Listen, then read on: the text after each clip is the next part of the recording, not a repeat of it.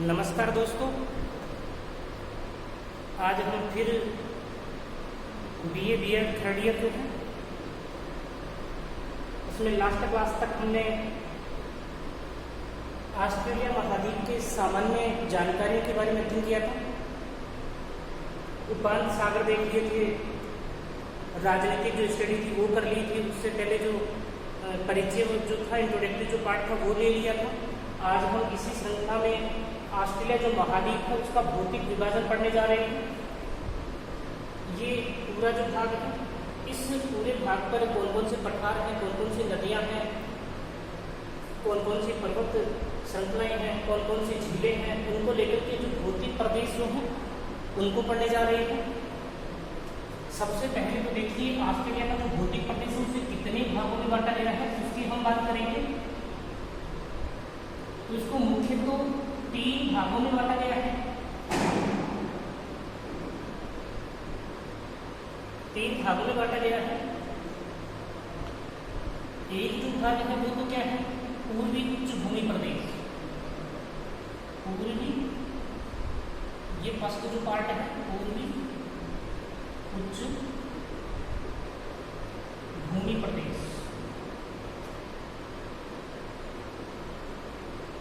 उसके बाद में सेकंड नंबर पर हम लेंगे पश्चिमी पठारी प्रदेश।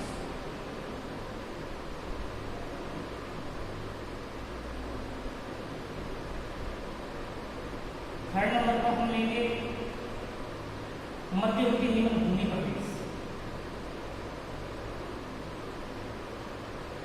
मध्यवर्ती निम्न भूमि प्रदेश।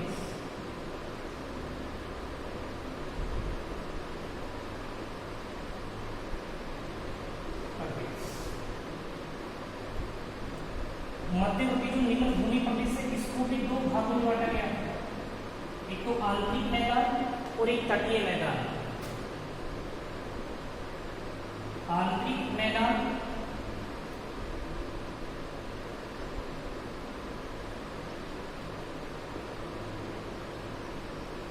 दूसरा है तटीय मैदान।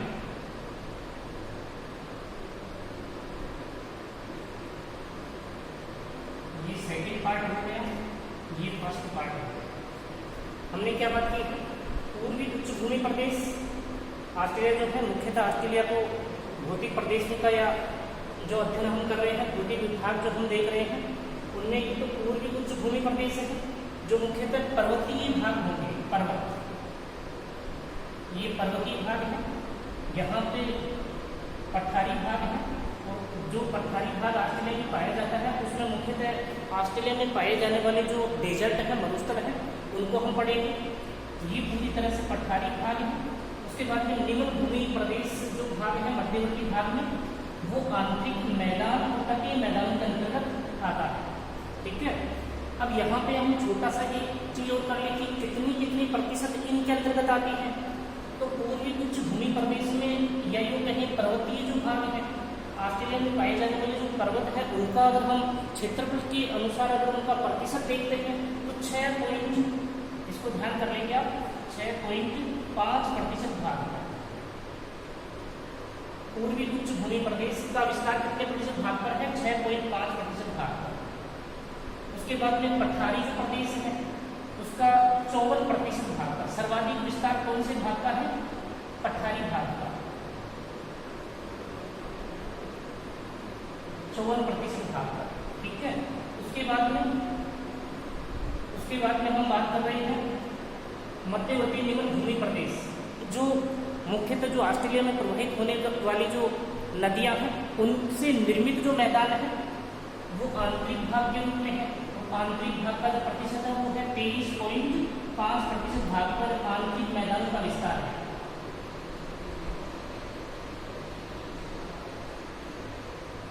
ठीक है, और तटीय जो मैदान है वो 16% भाग पर है।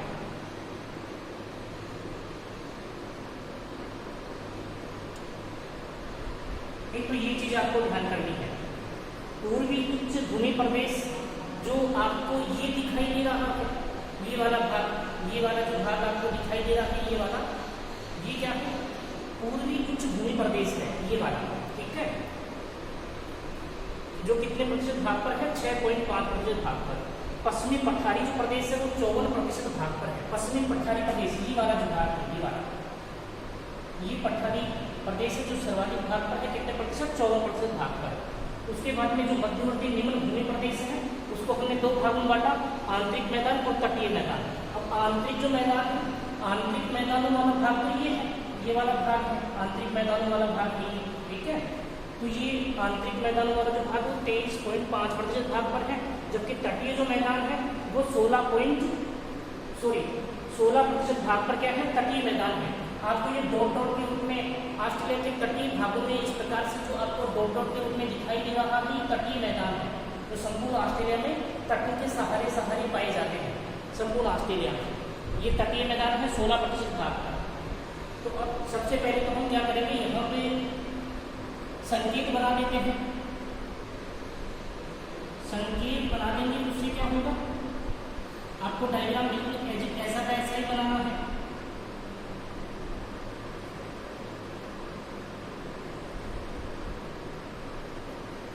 इसमें तो हम क्या दिखा देंगे, डॉट डॉट लगा करके तो तटीय मैदानों को दिखा देंगे, या ऐसे करते हैं इधर से लेते हैं, नंबर से लेते हैं ना, चलो कोई दिक्कत नहीं, तटीय मैदान हो जाएगी, संकेत दिखाएंगे उस हिसाब से हम देख लेंगे। तटीय मैदान,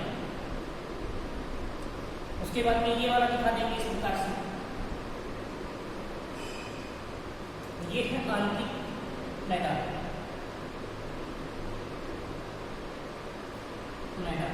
जो मरे और डार्लिंग नदियों के द्वारा निर्मित मैदान थी। उसके बाद में इसको दिखा देंगे, ये इस प्रकार से, ये कौन सा है, ये पश्चिमी पठारी प्रदेश है, पश्चिमी पठारी प्रदेश, पश्चिमी पठारी प्रदेश हो गया ये वाला, ठीक है। उसके बाद में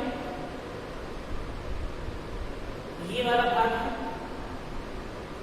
मध्यवर्ती, ये पूर्वी उच्च भूमि प्रदेश रह गया, ठीक है ना, ये वाला भाग।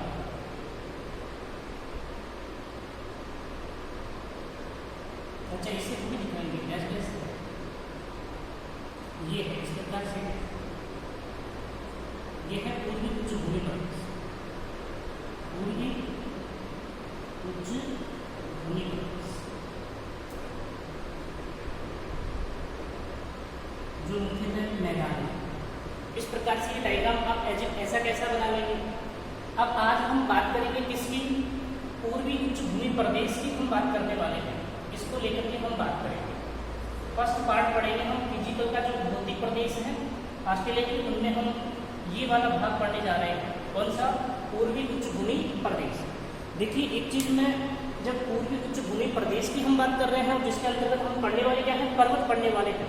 तो संपूर्ण पृथ्वी पर जितने भी पर्वत आपको दिखाई देते हैं वर्तमान समय में, क्या वो सब पर्वत एक ही समय में बने हैं, बिल्कुल नहीं बने हैं। तो पृथ्वी की उत्पत्ति से लेकर के वर्तमान समय तक जो पर्वत बने हैं वो पर्वत अलग अलग समय में बने हैं। जब हम जियोलॉजिकल टाइम स्केल के अनुसार देखते हैं, भूगर्भिक समय सारणी के अनुसार हम बात करते हैं, तो वास्तव में संपूर्ण पृथ्वी पर जितने भी पर्वत बने हैं, निर्मित हुए हैं, उनके मुख्यतः 4 जो युग माने जाते हैं, पर्वत निर्माणकारी जो युग है वो कितने हैं, 4 हैं। आपने कभी भूगर्भिक समय सारणी का अध्ययन किया हो तो आपको जरूर याद होगा कि जब हम भूगर्भिक समय सारणी की बात करते हैं तो मुख्यतः पृथ्वी की उत्पत्ति से लेकर के वर्तमान समय जो है, वर्तमान तक का जो समय है, उसे हम अलग अलग कालों, अलग अलग युगों में विभाजित करते हैं। अगर हम मोटा मोटा देखें तो एक तो प्री कैम्ब्रियन काल होता है, कैम्ब्रियन से पहले का काल प्री कैम्ब्रियन काल कहलाता है, जिसके 3 युग हैं, हार्डियन का काल है, आर्कियन काल है, प्रोटेरोजोइक काल है, ठीक है। उसके बाद में आता है फेनेरोजोइक, प्री कैम्ब्रियन से बाद का क्या है, फेनेरोजोइक। फेनेरो का मतलब होता है दृश्य काल, ठीक है। अब इस दृश्य काल के भी जो फेनेरोजोइक है उसके भी 4 महाकल्प हैं, मतलब पेलियोजोइक, मेसोजोइक, सेनोजोइक, नियोजोइक, मतलब नया नया, ठीक है ना। हालांकि मैं जियोलॉजिकल टाइम इसके नहीं पढ़ा रहा हूँ, मैं थोड़ा सा मोटा मोटा आपको ये बता रहा हूँ कि संपूर्ण पृथ्वी पर पाए जाने वाले जो पर्वत हैं वो आखिरकार बने कब हैं, ठीक है ना। उनकी हम बात कर रहे हैं, कौन कौन से पर्वत निर्माणकारी जो हलचलें हुई हैं जिनकी वजह से ये निर्मित हुए हैं, ठीक है। तो पेलियोजोइक जो है, फेनोजोइक का पहला महाकल्प कौन सा हो गया? पेलियोजोइक। अब इसके भी अलग अलग युग हैं, है ना। पेलियोजोइक का सबसे पहला कौन सा आएगा? कैम्ब्रियन काल। कैम्ब्रियन काल, ऑर्डोविशियन काल, सिल्यूरियन काल, डिवोनियन काल, कार्बोनिफेरस काल, पर्मियन काल, ठीक है, ये इसके हो गए। उसके बाद में मेसोजोइक, मेसो का मतलब मध्य होता है, मेसोजोइक, इसको 3 भागों में बांटा गया है, ट्रियासिक, जूरेसिक और क्रेटेशियस, ठीक है। उसके बाद में जो आपका सेनोजोइक आता है, उसको भी अलग अलग भागों में, युगों में बांटा गया है ना। Palaeocene, Palaeocene, Oligocene, myosin, Pliocene, ये जो है इसको 5 भागों में, इयोसिन, ओलिगोसिन, मायोसिन, प्लायोसिन, ठीक है, ये हो गया। पेलियोसिन के बाद में पेलियोसिन हो गया, इयोसिन हो गया, ओलिगोसिन हो गया, मायोसिन हो गया और प्लायोसिन हो गया, ठीक है, ये इसके 5 हो गए। उसके बाद में सबसे नया जो है, जिसको हम क्या कह रहे हैं, नियोजोइक, जो नया ही है, इसको 2 भागों में बांटा गया है, प्लीस्टोसिन और होलोसिन। तो इस प्रकार से ये सारे युग हो गए, ठीक है। अब इन युगों में 4 जो पर्वत निर्माणकारी जो हलचलें हुई हैं, ओरोजेनिक जो पीरियड चले हैं, उनमें 4 मुख्यतः जो सभी प्रकार के जो पर्वत बने हैं वो मुख्यतः 4 युगों में बने हैं। सबसे पहले का जो है वो है आपका, जैसे मैं हल्का सा आपको बता देता हूँ, चर्नियन पर्वत निर्माणकारी हलचल, चर्नियन, ये चर्नियन है। उसके बाद में सेकंड जो है कैलोडोनियन पर्वत निर्माणकारी हलचल, कैलोडोनियन,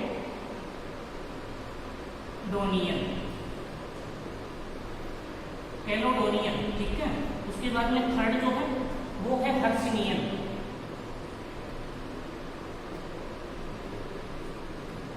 उसके बाद में फोर्थ जो है अल्पाइन,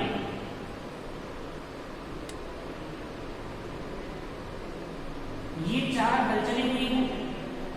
चर्नियन तो कौन से में, जो प्री कैम्ब्रियन है उसका आर्कियन जो कल्प है उसमें चर्नियन प्रथम पर्वत निर्माणकारी हलचल हुई है। और अरावली जैसे जो प्राचीनतम जो पर्वत हैं, जो वर्तमान समय में उनका अवशिष्ट भाग ही हमारे को दिखाई दे रहा है ना। तो इस प्रकार के पर्वत जो प्राचीन वलित पर्वत माने जाते हैं, वो आपका जो हम पढ़ने वाले हैं ग्रेट डिवाइडिंग रेंज जो हम पढ़ने वाले हैं, वो भी वास्तव में प्राचीनतम वलित पर्वत ही है, ठीक है। तो चर्नियन हो गया, तो आर्कियन कल्प से संबंधित हो गया। उसके बाद में कैलोडोनियन, डिवोनियन कल्प में, डिवोनियन, यहाँ पे ये डिवोनियन में बना है, ये आर्कियन में बना है। उसके बाद में हर्सिनियन जो है, जो आपका पेलियोसिन जो है, पेलियोसिन, उसके 5 कल्प हैं, सॉरी 6 कल्प हैं, उसमें से सबसे लास्ट वाले 2 कौन से हो गए, कार्बोनिफेरस और पर्मियन। तो पर्मो कार्बोनिफेरस में कौन सा बना है, हर्सिनियन बना है। उसके बाद में आपका जो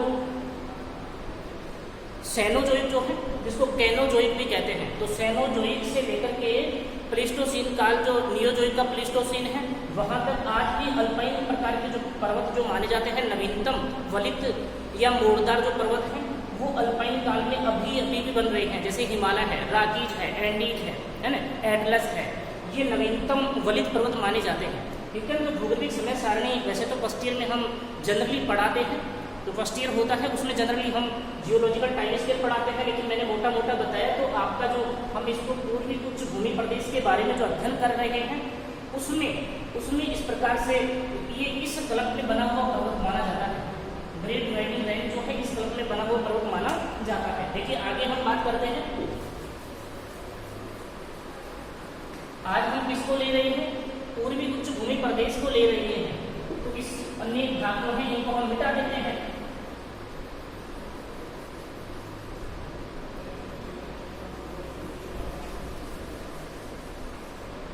अब इससे संबंधित हम बातें करते हैं। हम किसकी बात कर रहे हैं, इसकी बात कर रहे हैं, इस भूभाग की बात कर रहे हैं, ठीक है। एक तो देखिए पूर्वी उच्च भूमि प्रदेश में यहाँ से लेकर के देखिए मैंने लाइन खींच दी है। अब इसको मैं अलग प्रकार से थोड़ा सा दिखा देता हूँ।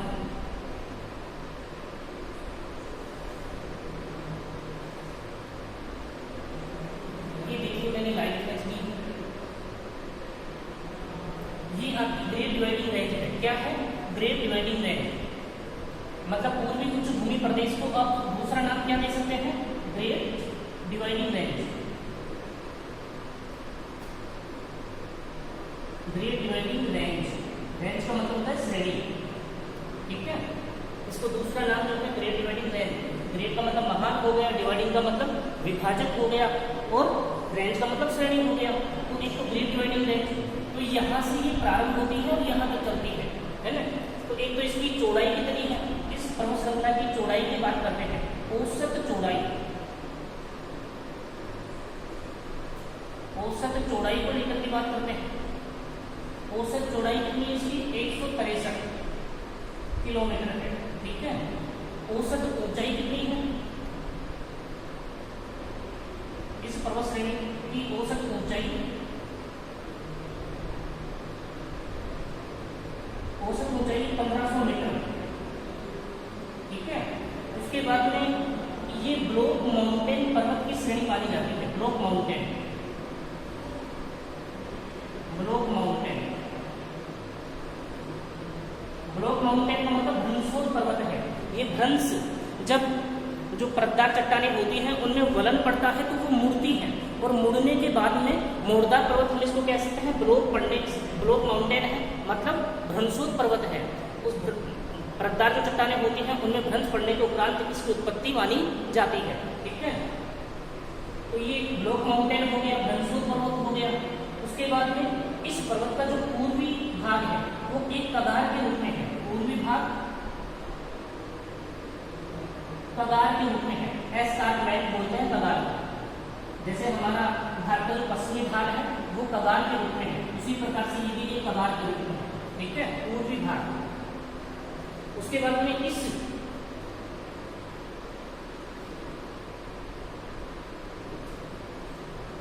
अगर हम बात करते हैं कि लंबाई उत्तर से दक्षिण की ओर इसकी लंबाई कहां से कहां तक जाती है? जल विभाजक रेखा में कह रहे हैं इसको, डिवाइडिंग का मतलब विभाजक हो गया ना, तो जल विभाजक पर्वत श्रेणी दे रही है, जल विभाजक, जल विभाजक पर्वत श्रेणी, जल विभाजक पर्वत श्रेणी के रूप में इसको माना जाता है। अगर हम दुनिया की सबसे लंबी पर्वत श्रेणियों की लेकर की बात करें तो इसका स्थान तीसरा स्थान है, लंबाई में तीसरे नंबर की है। लंबाई में कौन सा स्थान है? तीसरा स्थान। पहले नंबर पर कौन है? एंडीज पर्वतमाला जो दक्षिणी अमेरिका में स्थित है। दूसरे नंबर पर रॉकीज पर्वतमाला जो उत्तरी अमेरिका में तट के पास में स्थित है। और तीसरा नंबर किसका है? ग्रेट डिवाइडिंग रेंज का है। तीसरा स्थान ग्रेट डिवाइडिंग रेंज का है विश्व में लंबाई को लेकर के। तो कौन सा स्थान हो गया? तीसरा। हमारा भारत का जो हिमालय पर्वत है उसका स्थान कौन सा है लंबाई को लेकर के? चौथा स्थान है, 4th नंबर पर है हमारा हिमालय पर्वत, ठीक है। तो इसकी लंबाई को लेकर के बात करते हैं, लंबाई कितनी है इसकी? अगर हम कुल ग्रेट डिवाइडिंग रेंज की ही बात करते हैं, इस सिर्फ ग्रेट डिवाइडिंग रेंज की बात करते हैं तो इसकी लंबाई है 3200 किलोमीटर, 3200 किलोमीटर, ठीक है लंबाई। अगर हम बात करते हैं इससे संबंधित अन्य जो पास में छोटी छोटी जो पर्वत श्रेणियां और इससे जुड़ी हुई हैं, जो इसका ही भाग माना जाता है मुख्यतः, है ना, तो उनकी लंबाई को लेकर के बात करें तो कहीं कहीं पे आपको 3700 किलोमीटर मिल जाएगी लंबाई, ठीक है, और कहीं कहीं पे आपको इसकी लंबाई 4500 किलोमीटर मिल जाएगी। तो आप दोनों ही बातों को ध्यान रखेंगे। उसके बाद में ये है कितने क्षेत्र पर फैली हुई है, ग्रेट डिवाइडिंग रेंज जो है वो कितने क्षेत्र पर फैली हुई है, तो उसकी हम बात करें तो 6 लाख वर्ग किलोमीटर क्षेत्र पर फैली हुई है ग्रेट डिवाइडिंग रेंज, 6 लाख वर्ग किलोमीटर, ठीक है, इसको भी आप ध्यान कर लेंगे। अब देखिए इसमें क्या है कि इस पर्वत श्रृंखला जो है यहाँ पे ये पर्वत हमने बात की, यहाँ पे जो पर्वत की हमने बात की है ग्रेट डिवाइडिंग रेंज की, ठीक है। इस ग्रेट डिवाइडिंग रेंज की जो हम बात कर रहे हैं यहाँ पे देखिए कैप यार्ड प्रायद्वीप से तस्मान द्वीप तक ये उत्तर से दक्षिण की ओर ऑस्ट्रेलिया के पूर्वी तट के सहारे फैली हुई है। एक तो ये चीज हो गई। दूसरी बात, हम इसको भी तो टारगेट के रूप में ले सकते हैं ना, वाक्य बनाने के लिए हम इसको भी ले सकते हैं। ग्रेट डिवाइडिंग रेंज ऑस्ट्रेलिया की पूर्वी तट के सहारे टॉरस जलसंधि से, ये टॉरस स्ट्रेट है ना, तो टॉरस जलसंधि से बोस स्ट्रेट तक विस्तृत है। बोस स्ट्रेट तक टॉरस जलसंधि से बोस जलसंधि तक फैली हुई है। एक ये चीज हो गई। दूसरी बात, इस पर्वत श्रृंखला का जो इस ओर का भाग है, पूर्वी जो ढाल है वो कैसा है, वो तिरु है। पूर्वी ढाल तिरु ढाल है। पूर्वी जो ढाल है वो कैसा है, वो तिरु है, क्योंकि ये किस रूप में है, कगार के रूप में है, खड़े ढाल के रूप में है। कगार, खड़े ढाल को हम कगार बोलते हैं। जैसे भारत का पश्चिमी जो तट है उसके पास में जो हिमाद्री प्रकार की जो पर्वत श्रेणियां जो पाई जाती है वो कगार के रूप में ही वहां पे है। ठीक है, तो पूर्वी ढाल का जो पूर्वी इस पर्वत श्रृंखला का जो पूर्वी ढाल है वो कैसा है, तिरु ढाल वाला है। ठीक है, जबकि पश्चिमी जो भाग है इस ओर का जो भाग है उसका ढाल कैसा है, मंद है। पश्चिमी ढाल मंद है, मंद या धीमा। ठीक है, एक तो ये चीज हो गई। अब देखिए इसका इंपोर्टेंस किस रूप में है। आपने चीज देखी होगी कि इस ओर से प्रशांत महासागर से जो दक्षिणी पूर्वी व्यापारिक पवनें आती हैं, इस ओर से जो दक्षिणी पूर्वी व्यापारिक पवनें आती हैं वो ढेर सारा जो जल है या यूं कहीं अपने साथ में आर्द्रता लेकर के आती है, आर्द्रता से भरपूर होती है। दक्षिणी पूर्वी व्यापारिक पवनें प्रशांत महासागर से आर्द्रता ग्रहण करते हुए इस भाग से आकर के टकराती है। जैसे वो इस भाग से टकराती है तो ग्रेट डिवाइडिंग रेंज के पूर्वी भागों के या यूं कहें पूर्वी ढालों पर तो भरपूर वर्षा हो जाती है ना। तो वर्षा करने के बाद में पूर्वी भागों पर, क्योंकि यहाँ पे ये जो भाग है पूर्वी जो ढाल है वो पवन मुखी ढाल हो गया ना, विंडवार्ड स्लोप हो गया, पवन मुखी ढाल हो गया। जबकि पीछे का ये वाला जो भाग है ये पवन विमुखी ढाल है, लीवार्ड स्लोप है, लीवार्ड स्लोप है। ठीक है ना, ये पवन विमुखी ढाल है। तो जैसे ही यहाँ पे वर्षा हो जाती है तो वर्षा होने के बाद में वो पवनें पर्वत के सहारे ऊपर की ओर चढ़ती हैं और इस दूसरी ओर उतरती हैं। तो ये गर्म और शुष्क के रूप में उतरती है, गर्म और शुष्कता के साथ में नीचे की ओर उतरती है। तो इस प्रकार से यहाँ पे जो ग्रेट ऑस्ट्रेलियन डेजर्ट, इस भाग में ग्रेट ऑस्ट्रेलियन डेजर्ट जो पाया जाता है, ग्रेट ऑस्ट्रेलियन डेजर्ट यहाँ पे पाया जाता है। ठीक है, ये दक्षिणी गोलार्ध का सबसे बड़ा मरुस्थल माना जाता है।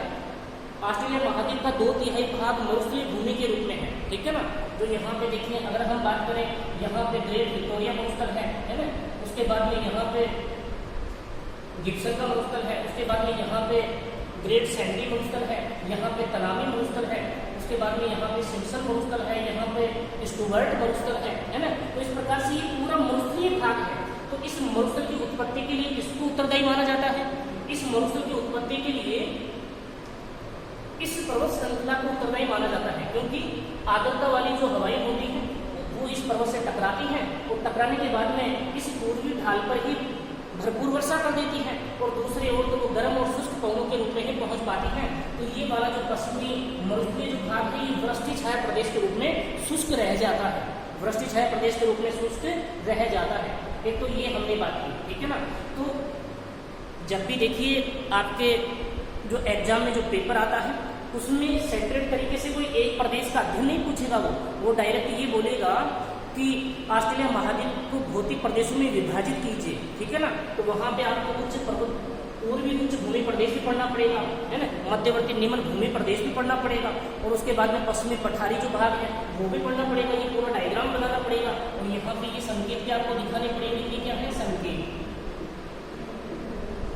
जब तक आप ये नहीं बनाओगे ना तब तक इसका कोई औचित्य नहीं है। ठीक है, एक तो ये चीज। दूसरी बात हम क्या कर रहे थे कि जो ये, हालांकि ऐसा नहीं है कि ऑस्ट्रेलिया के इस भाग में ही पर्वत श्रृंखलाएं पाई जाती हैं।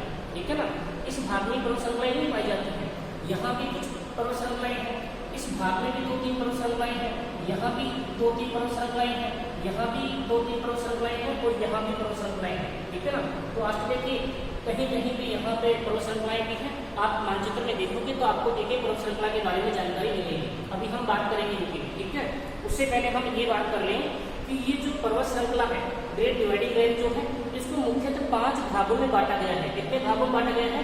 5 भागों में। सबसे उत्तर में इसका जो भाग है इसको क्या कहते हैं?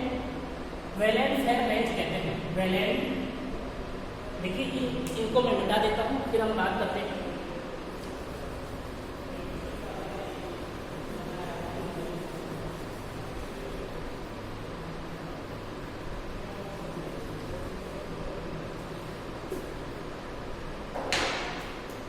यहाँ पे इसका नाम क्या है?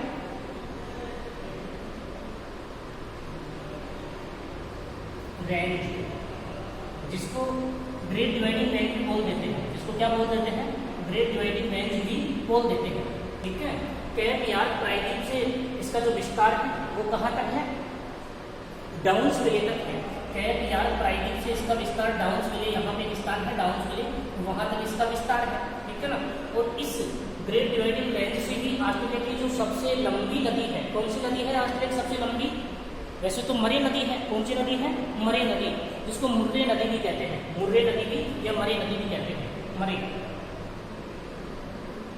तो ऑस्ट्रेलिया की सबसे लंबी नदी ये है मरे नदी, जिसकी लंबाई कितनी है? 2508 किलोमीटर है। कितनी है लंबाई इसकी? 2508 किलोमीटर है।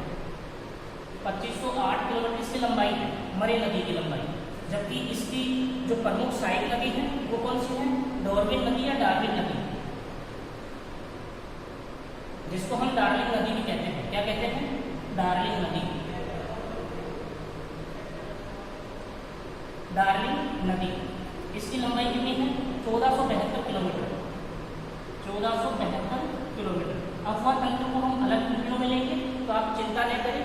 हम बात सिर्फ ये कर रहे हैं कि इन देखिए इस ग्रेट डिवाइडिंग रेंज से पूर्व भाग की ओर जाने वाली जो नदियां हैं वो छोटी छोटी नदियां हैं, और पश्चिमी भाग की ओर जाने वाली जो नदियां हैं मुख्यतः ये जो आंतरिक मैदानी जो भाग है वो मरे और डार्लिंग बेसिन का ही भाग है। मरे और डार्लिंग से निर्मित उपजाऊ मैदान है, जलोढ़ प्रदेश है ऑस्ट्रेलिया का ये वाला भाग। ठीक है, तो मरे नदी है वो डार्लिंग नदी है। तो डार्लिंग नदी यहीं से निकलती है। कहाँ से? वेलेंस रेंज से निकलती है। श्रेणी, रेंज का मतलब क्या होता है? श्रेणी, ग्रेट डिवाइडिंग रेंज यहाँ से निकलती है। ठीक है, इस प्रकार से इसके पास से इस वाले भाग में बैंकलैंड, यहाँ पे एक पठार है।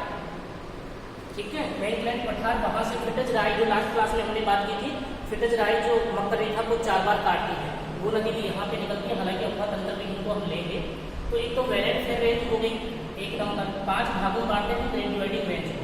उसके बाद में इसका ही यहाँ पे जो भाग है इसको क्या नाम देंगे? 2 नंबर पर किसको लेंगे हम? न्यू इंग्लैंड श्रेणी। न्यू इंग्लैंड श्रेणी ये हो गया। ठीक है, 2 नंबर न्यू इंग्लैंड श्रेणी, जो यहाँ पे आपको याद होगा कि क्वींसलैंड राज्य है सबसे उत्तर में इधर, है ना। तो दक्षिणी पूर्वी क्वींसलैंड से लेकर के जो न्यू साउथ वेल्स है वहां तक न्यू इंग्लैंड श्रेणी का विस्तार है। न्यू साउथ वेल्स यहाँ पे राज्य है। ठीक है, वहां तक इसका विस्तार है। उसके बाद में तीसरे नंबर पर यहाँ पे जो प्रमुख श्रेणी है जिसको क्या नाम देंगे? Blue mountain. ब्लू माउंटेन है। ठीक है, ब्लू माउंटेन। अब एक बात हम यहाँ पे कर लेंगे, न्यू इंग्लैंड श्रेणी और ब्लू माउंटेन के मध्य में एक नदी प्रवाहित होती है जिसका नाम क्या है? हंटर नदी। हंटर नदी। इस हंटर नदी के द्वारा न्यू इंग्लैंड श्रेणी और ब्लू माउंटेन जो है दोनों क्या हो जाती है? अलग अलग हो जाती है, पृथक हो जाती है। ठीक है ना। तो यह नदी जहां से प्रवाहित होती है वहां पे एक तो जॉर्ज गैप है, जॉर्ज गैप है, और यही जिस गैप से होते हुए ये नदी बहती है, जिस रास्ते से संकीर्ण भाग से ये नदी बहती है दोनों प्रमुख श्रेणियों के मध्य में, वहीं पे ये झील भी है, जॉर्ज झील भी है। ठीक है, एक देखिए एक चीज और मैं बताता हूँ आपको, हंटर नदी जो है इसको हंटर नदी की जो घाटी है, हंटर नदी की जो घाटी है उसको ऑस्ट्रेलिया का रूर प्रदेश कहते हैं। ऑस्ट्रेलिया का क्या कहते हैं? रूर प्रदेश। ऑस्ट्रेलिया का रूर प्रदेश, क्योंकि यहाँ पे कोयला जो है उसका उत्खनन सर्वाधिक मात्रा में किया जाता है रूर प्रदेश में। ठीक है, उसके बाद में तीसरा जो भाग है उसकी हम बात कर ले, 3 हो गई ना। तीसरे नंबर पर ब्लू माउंटेन लिया हमने, और इस ब्लू माउंटेन में ही क्या है? ब्लू माउंटेन में ही ऑस्ट्रेलिया की सबसे ऊंची पर्वत चोटी कौन सी? कोसी। उसको क्यूस्को, जिसकी ऊंचाई कितनी है 2228 मीटर इसकी ऊंचाई है। यह ऑस्ट्रेलिया की सबसे ऊंची पर्वत चोटी है। ठीक है, हमने लास्ट क्लास में बात की थी कि जो तस्मानिया है, तस्मानिया की माउंट कोसा सबसे ऊंची चोटी है। ऊंचाई कितनी है 1617 मीटर है। हमने लास्ट क्लास में बात कर ली थी और न्यूजीलैंड के बारे में हम बात ही नहीं कर रहे क्योंकि माउंट कुक है वहाँ की। ठीक है, तो देखिए हमने बात यहाँ तक कर ली। उसके बाद में 3 नंबर हो गया, तो 4 नंबर पर क्या है, 4 नंबर पर यहाँ पे ऑस्ट्रेलियाई आल्प्स है। क्या है यहाँ पे इस वाले भाग में जो विक्टोरिया प्रांत है उसमें इस वाले भाग में इसका कौन सा भाग माना जाता है ऑस्ट्रेलियाई आल्प्स। यहाँ पे ऑस्ट्रेलियन भी कह सकते हैं, ऑस्ट्रेलियन आल्प्स।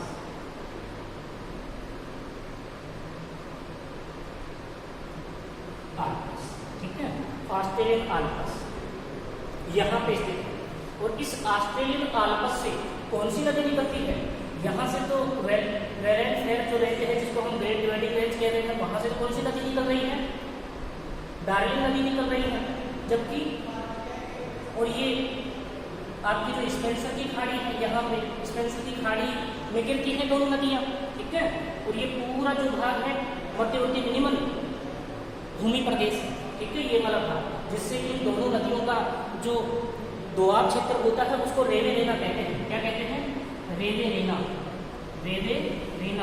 ये जलोढ़ मृदा से निर्मित भाग है। ठीक है, जहाँ पे गेहूं का उत्पादन सर्वाधिक मात्रा में यहाँ पे होता है, इस भाग में मध्यवर्ती निम्न भूमि प्रदेश में। ठीक है, तो यहाँ पे स्पेंसर की खाड़ी में गिरती है। तो इस डार्लिंग जो नदी है उसकी सहायक नदी कौन सी है, मरे नदी। कौन सी है, मरे नदी। उस मरे नदी का उद्गम कहाँ से होता है, ऑस्ट्रेलियन आल्प्स से होता है, यहाँ से ऑस्ट्रेलियन आल्प्स से। और इस प्रकार से ये दोनों नदियाँ स्पेंसर की खाड़ी में संयुक्त रूप से गिर जाती हैं। और इस पूरे भाग में जहाँ पे वो नदियाँ दोनों प्रवाहित होती हैं उस भाग को कहते हैं, क्या कहते हैं, मरे डार्लिंग बेसिन कहते हैं। ठीक है, एक तो ये हमने बात कर ली। उसके बाद में 5 भागों में बांटा गया है ग्रेट डिवाइडिंग रेंज को। तो ग्रेट डिवाइडिंग रेंज की ही कुछ श्रेणियाँ यहाँ पे स्थित हैं, कुछ श्रेणियाँ यहाँ पे स्थित हैं जिनको हम क्या नाम देते हैं, फ्लैंडर्स लाफ्टी श्रेणी। देखो मैं यहाँ पे इनको मिटा देता हूँ। फ्लैंडर्स लाफ्टी श्रेणी बहुत ही आसान होता है जब आप इन सब चीज़ों को मानचित्र में साथ साथ जब तैयार करते हैं तो ये चीज़ें हार्ड नहीं होती हैं, फिर इजी वे में आपको याद होने लग जाती हैं। ठीक है, तो आप इसी प्रकार से मानचित्र में इनको बिल्कुल तैयार करते हुए लिखेंगे। एक तो फ्लैंडर्स है, 5 नंबर पर यहाँ पे है ये श्रेणियाँ 5 नंबर पर, जिसको हम 5 नंबर दे देते हैं फ्लैंडर्स श्रेणी। और इसी के पास में यहाँ पे दूसरी कौन सी है, लाफ्टी श्रेणी। हालांकि यहाँ पे एक छोटी सी और है, इसको ही श्रेणी है यहाँ पे रेंज। ठीक है, अब हम छोटी जो रेंज है उनकी भी हम बात कर लें। यहाँ पे इस जगह है ब्रोकन्स हिल है जो चांदी के उत्पादन में और सीसा और जस्ता के उत्पादन में टॉप स्थान रखती है, ब्रोकन हिल। इसके पास में यहाँ पे विक्टोरिया रेंज है, यहाँ पे फिर इसके पास में विक्टोरिया रेंज के पास में एक और है, कौन सी है, डार्लिंग रेंज है ना, डार्लिंग रेंज है। इनके पास में यहाँ पे हर्सेल रेंज है, स्टीवर्ट श्रेणी है, यहाँ पे स्टीवर्ट श्रेणी है, यहाँ पे हम हैमरसल श्रेणी है, यहाँ पे कैनान श्रेणी है ना। सबकी आप इस प्रकार से बात कर लेंगे। यहाँ पे मध्यवर्ती भाग में मैकडोनल्ड श्रेणी है, कौन सी है, मैकडोनल्ड श्रेणी है, जो ऑस्ट्रेलिया को समान 2 भागों में बांटती है। मैकडोनल्ड श्रेणी, कौन सी श्रेणी, मैकडोनल्ड श्रेणी। इन सबको आप मानचित्र में देखेंगे तो ये अच्छे से आपको तैयार हो जाएंगे। बहुत सारी इस भाग में श्रेणियाँ हैं। यहाँ पे ग्रेगरी श्रेणी है, ग्रेगरी जो इस ग्रेट डिवाइडिंग रेंज का ये भाग है, ग्रेगरी श्रेणी है, ग्रेगरी। ग्रेड की श्रेणी है ना। यहाँ पे सैलरी श्रेणी है, किस जगह सैलरी, कारपेंटरी की खाड़ी के पास में सैलरी श्रेणी है, सैलरी श्रेणी है, ठीक है। उसके बाद में यहाँ पे मर्स ग्रेड श्रेणी है, मर्स ग्रेड श्रेणी है। उसके बाद में बेरियर श्रेणी है यहाँ पे, इसके पास में यहाँ पे बेरियर श्रेणी है, बेरियर रेंज या श्रेणी है ना। तो आप इस प्रकार से सभी जो पर्वत श्रृंखलाएं हैं उनकी बात करने के लिए इन पर्टिकुलर जो है उच्च पूर्वी भूमि प्रदेश जो है ये इसमें ग्रेड डिवाइडिंग रेंज को शामिल करते हैं। तो इस प्रकार से आप सब चीज़ों को इसी प्रकार से आप तैयार करेंगे। जितनी भी पर्वत श्रेणियां हैं उनको लेकर के आप सेपरेट तरीके से तैयार कर लेंगे। यहाँ पे जो डार्लिंग श्रेणी है उसमें पेट्रोलियम का उत्खनन सर्वाधिक होता है, डार्लिंग श्रेणी में है ना। हैमर श्रेणी में सबसे ज़्यादा जो है वो लोहा उत्पादन होता है, पिलमेरा की जो खान है वहाँ से पिलमारा भी बोलते हैं जिसको। हैमर श्रेणी यहाँ की श्रेणी जो है हैमर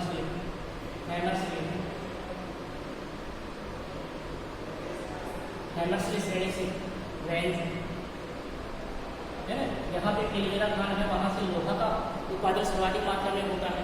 इस प्रकार से आप एटलस में देखेंगे तो आपको बहुत सारी यहाँ पे श्रेणियाँ मिलेगी, यहाँ पे मिलेगी, मध्यवर्ती भाग में जो है नेट डोनर श्रेणी मिलेगी है ना, ब्रोकन स्किल मिलेगी। तो यहाँ पे बहुत सारी श्रेणियाँ आपको यहाँ पे दिखाई देगी। फ्रेंडर्स रेट जो श्रेणी है वो दिखाई देगी, लाभ्य श्रेणी जो दिखाई देगी है ना। तो यहाँ पे बहुत सारी श्रेणियाँ आपको इसी रूप में दिखाई देंगी। तो आपको इसी प्रकार से तैयार करना है। तो मिलते हैं आगे की क्लास में, ठीक है ना। आगे बात करेंगे हम किस चीज़ की बात करेंगे, कल हम लेंगे पश्चिमी पठारी प्रदेश, जिसमें मरुस्थलीय मुख्य रूप से यहाँ पे 6 मरुस्थल है।